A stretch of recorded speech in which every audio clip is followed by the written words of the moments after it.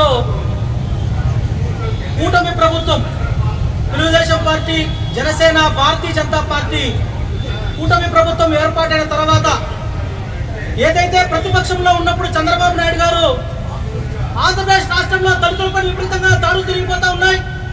ఆంధ్రప్రదేశ్ రాష్ట్రంలో దళితులపై దాడులంతా కూడా మేము వాళ్ళకు రక్షణగా ఉంటామని చెప్పి మాట్లాడిన చంద్రబాబు నాయుడు గతంలో యువగరం పాదయాత్ర పేరుతో నారా లోకేష్ ఏర్పాటు చేసినటువంటి పాదయాత్రలో భాగంగా ఆయన మాట్లాడుతూ ఆయన చెప్పిన మాట్లాడేటంటే జగన్మోహన్ రెడ్డి అధికారంలో ఉన్నాడు, జగన్మోహన్ రెడ్డి అధికారంలో ఉన్నప్పుడు ఇక్కడ దేశంలో రాష్ట్రంలో దళితులపై విపరీతంగా దాడులు జరుగుతాయన్నాడు.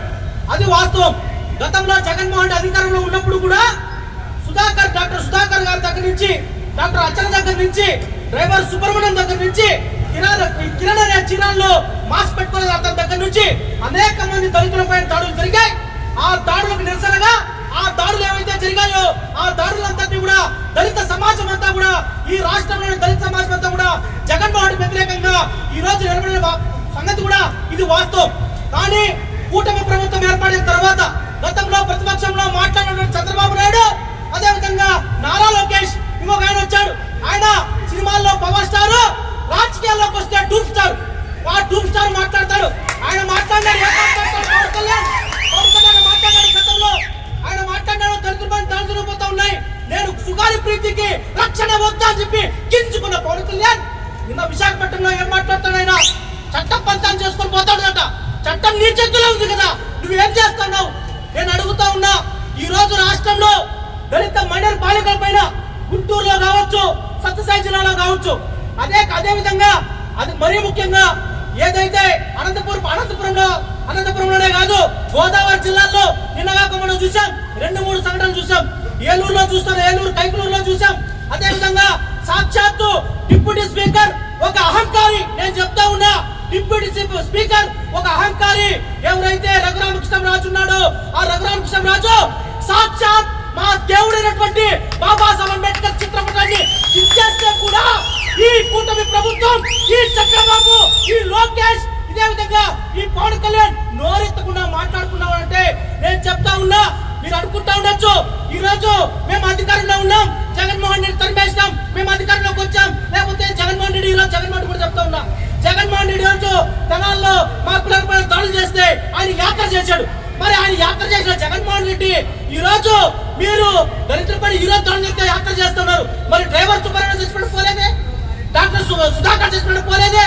ఈ 2 రాజకీయ పార్టీలు కూడా, ఈ 2 కులాలు కూడా ఈ రోజు రాష్ట్రంలో ఏదైతే మాదిగా రెల్లు కులాలను, మైనార్టీ కులాలను, ఎస్టీ కులాలను చాలా ఇబ్బందులకు గురి చేస్తున్నారు, మా ఆడపిల్లలు అత్యాచారం చేస్తున్నారు. నేను ఒక సంఘటన చెప్తా. కర్నూలు జిల్లాలో ఎస్సీ అబ్బాయి అగ్ర కులాలకు సంబంధించిన అమ్మాయిని ప్రేమించడని చెప్పి ఆమెని చుట్టూ కట్టేసి వివస్త్రం చేసి ఆమెను మానవతం చేసే ప్రయత్నం కూడా చేశారు. ఎక్కడ ఉన్నాం మనం? ఏ సమాజంలో బతుకుతా ఉన్నాం? వీళ్ళందరికీ కూడా ఒక్కటే చెప్తా ఉన్నా, ఈ కూటమి ప్రభుత్వం, భారతీయ జనతా పార్టీ రాష్ట్రంలో ఉన్నా ఒకటే, లేకపోయినా ఒకటే, వాళ్ళు అసలు లెక్కలోనే లేరు. కానీ తెలుగుదేశం పార్టీ అధినేత చంద్రబాబు, లోకేష్, అదే విధంగా నేను పవన్ కళ్యాణ్ చెప్తా ఉన్నా, తస్మాత్ జాగ్రత్త. మీరు అనుకుంటా ఉండొచ్చు మాకు ఈసారి మాకు ఓట్లేస్తారు, మళ్ళీ జగన్ వేస్తారు, మాకు మళ్ళీ వేస్తారని.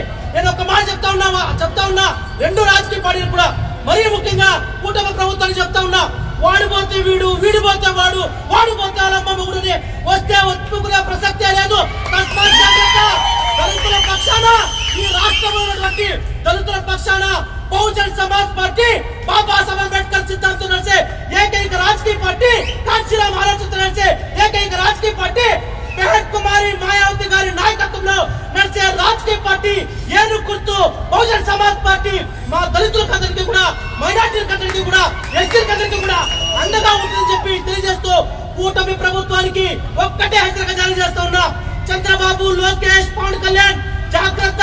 ఈ రోజు రాష్ట్రంలో దళితులపై దాడులు జరుగుతుంటే కూడా మీరు మిన్నడిపోతూ ఉన్నారు, ఒక్క మాట మాట్లాడటం లేదు, మీకు నోరు రావడం లేదు.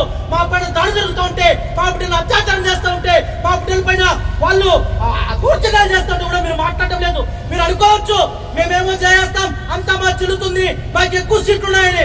ఎలక్షన్ లో మీకు తగిన గురిపాఠం చెప్తాం.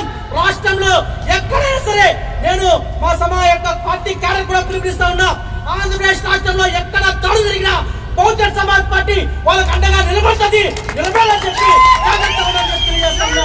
జై భీమ్, జై భారత్, జై బీఎస్పీ.